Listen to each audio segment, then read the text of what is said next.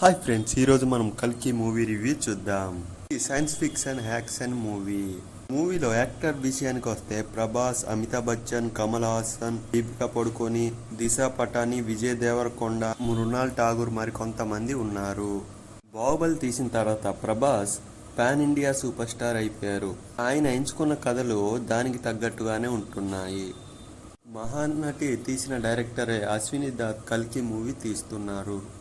Movie ఎలాగుందంటే, కురుక్షేత్రం తర్వాత 6000 ఏళ్లకు మొదలైన కథ ఇది. భూమిపై తొలి నగరంగా పురాణాలు చెబుతున్న కాశీ అప్పటికి చివరిది నగరంగా మిగిలి ఉంటుంది. భూమిపై అన్ని వనరులను పీల్చేసి స్వర్గం లాంటి కాంటెక్స్ను నిర్మించి పరిపాలిస్తుంటారు కమల్ హాసన్. ప్రభాస్ భైరవ పాత్ర చేశారు. కండక్స్కి వెళ్ళి స్థిరపడాలనుకుంటూ తలపెట్టిన ప్రాజెక్ట్ కే కోసం అమ్మాయిలను గర్భవతులను చేసి శ్రీరామ్ని సేకరించే ప్రయోగాలు చేస్తూ ఉంటారు.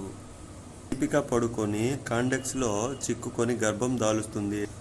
రేపటి కోసమని సంబల ప్రజలు ఎన్నో త్యాగాలు చేస్తూ ఉంటారు.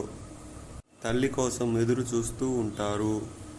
దీపికా పడుకొని తల్లి అని నమ్ముతారు. ఆమెను కాండక్స్ ప్రయోగాల నుంచి ఎవరు కాపాడుతారు? అశ్వత్థామ, చిరంజీవి, భైరవకు సంబంధం ఏమిటి? సుప్రీం ప్రాజెక్ట్కే లక్ష్యం ఏమిటి? తెలియాలంటే ఈ మూవీ చూసేయాల్సిందే. మూవీ ఎలాగుందంటే, అమితాబ్ బచ్చన్ అశ్వత్థామ క్యారెక్టర్లో ఎరాదీశారని చెప్పవచ్చు.